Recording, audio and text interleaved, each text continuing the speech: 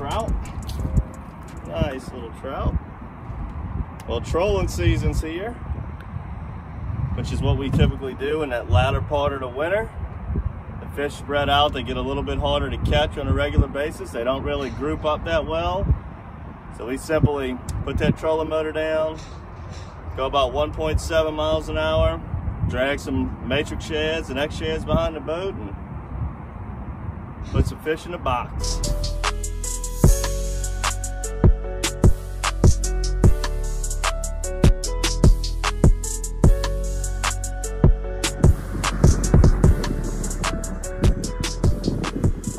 Got another one hooked up here, changed canals, came into what we call the marina. Nice trout. Doing the same technique, simply trolling 1.6 to 2 miles an hour. What we're using today, we're going to be using a little bit of this smoking shad, one of our favorite X shads, very lifelike color. I'm going to also be using the gizzard shad. They still got some pogies around. It's not too terribly cold yet, but as the pogies move out, we made an X shad called the cockahoe. That's going to be great for the absolute dead of the winter, but using the shad imitations, catching some pretty trout. Right now, trolling. All right, we go over this time and time again. There's two ways to troll. You can either use your big engine or the trolling motor. My engine personally doesn't do a good job of getting down to that 1.7, 1.8 unless I use some type of restraint on it, like a basket or a bucket. So today I'm just using the trolling motor. You want to cast it out. I like to burn the trolling motor as fast as it'll go. Get that that line out quick. Find that sweet spot. Wherever you catch that first one's where you want to pay attention to how much line you want to let out. All right, that's good. And once I get the line out, I back that trolling motor off, slow it down. And you want to get it somewhere between 1.6 and 2.1, somewhere in there. All right, on this one, I got him on the fluorocarbon pole. So you got to crank and crank and crank. This is simply 12-pound fluoro. On up in here, join the party. Join the party.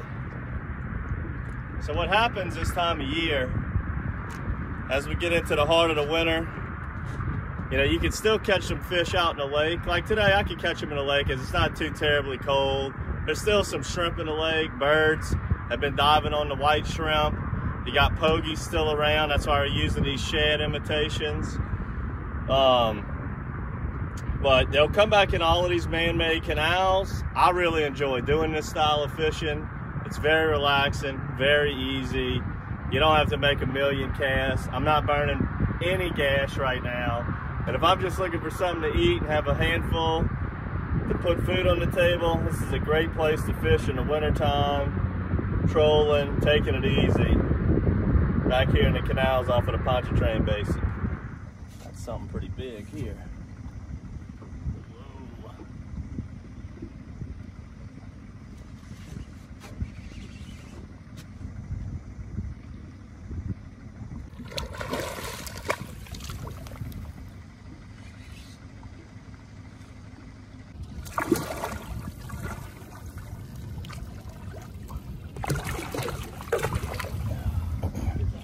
This big boy.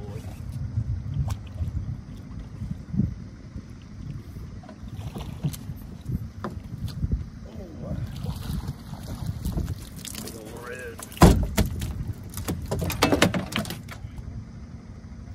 Well, the reds don't, it's typically not the way we catch those trolling, but every once in a while you'll get a surprise slot red.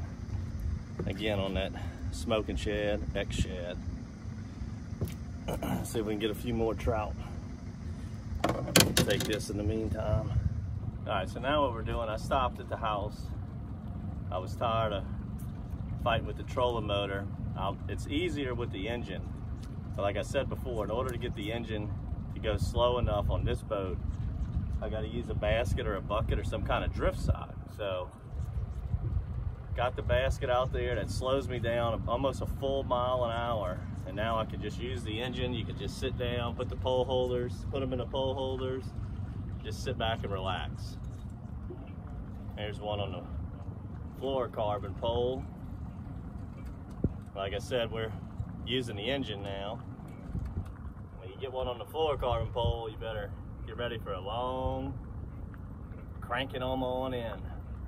Whenever I hit one though, I just simply put it in neutral with the big engine and start cranking. Got the gizzard shad, X-shad on this one, and the other one we've been catching with the smoking shad. Just trying to represent a pokey imitation.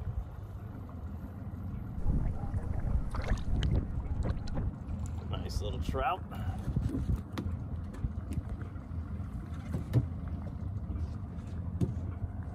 Using that gizzard shad right here. It's got a purple top, lots of beautiful flakes. Really a great pokey imitation lure. And I'm using a 1/2 ounce jig head on the fluoro pole, and then on the lead core pole, a 3/8 is doing the job. Whenever you're trolling though, the main thing you want to be looking for is any kind of just motion on the bottom on your depth finder. You want just any kind of little bow echoes. You want to see some activity on the bottom. Yeah, I'm not really good at reading depth finders, but I know when all you're seeing is just a flat bottom, that's not good. You know, you want to see some things going on the bottom. And 9 times out of 10, when I pull into an area and start dragging these lines out, if there's activity on the bottom of the depth finder, I know I'm in a good, you know, area, a good zone. And a lot of times, even if I'm not getting a bite for about 20 minutes, but I'm marking a lot of activity on my depth finder, I'll just keep continuing to troll, try different situations, let out more line, maybe get closer to the bank, further off from the bank, because when I see that activity, that just tells me that there's life in here. That's what's going on right now. I'm not killing them by no means, but I'm seeing the activity on the depth finder, and it's just giving me the confidence to just stay after it, stay on it and stay on it. Fish on, fish on. Like I said, you're gonna pop it in neutral when you hook one. This one don't feel too big. This is on the lead core line, so you'll see I don't have to reel in as much. Here comes the piece of lead core coming through the spool now. You can see it turning red. And I have it attached to a fluoro leader. And at the end of the fluoro leader is a little throwback trout, looks like here. Let this little guy go. So this is how you get your line back out. So we're gonna just put it in gear. Now on your lead core, I can cast it, but very gently. A nice gentle cast, that way all those uni knots can get through the holes.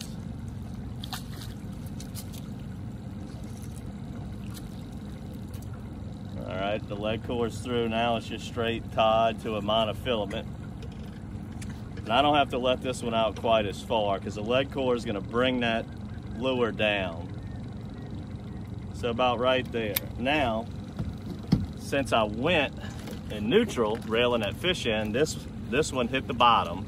So it might've got some grass on it or something, so I gotta rail this back in to check it for grass. If you don't get a bite for about 10 or 15 minutes, it's always a good idea to check for grass too.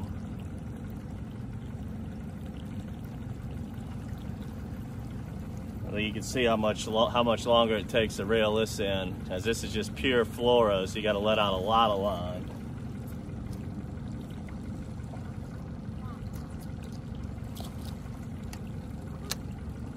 Again, that's on a 1/2 ounce, the 1/2 ounce gizzard shad, golden eye. We're gonna bomb this one out there as far as you could possibly throw.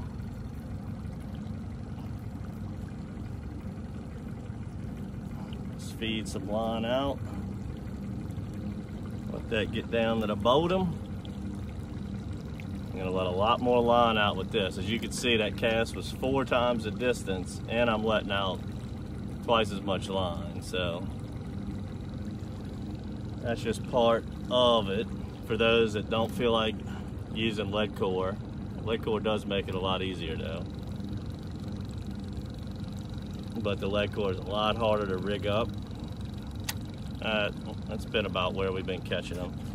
So I've been putting the fluoro rod in the holder, and the lead line I've been keeping in my hand, and I just like to twitch it, maybe pull, and let some line back.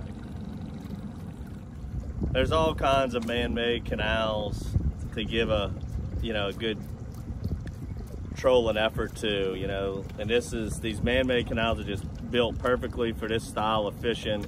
You typically have like a constant depth of water.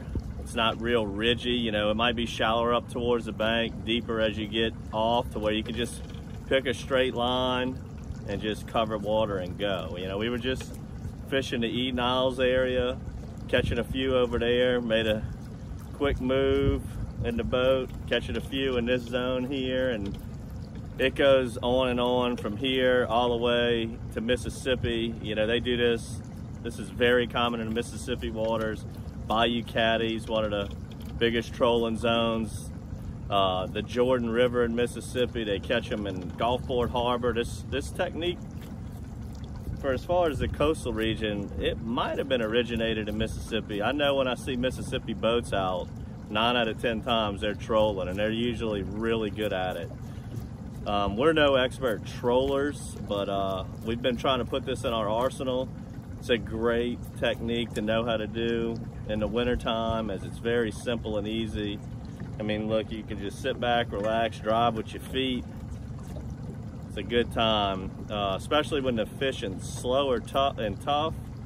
This is a good way to do it. And when they're eating up, you'll have both poles doubled over on a consistent basis, and that's when it really can get exciting. All right, I went back to the trolling motor. I could just slow it down a little bit more as I was getting a little bit deeper. My bites are coming deeper.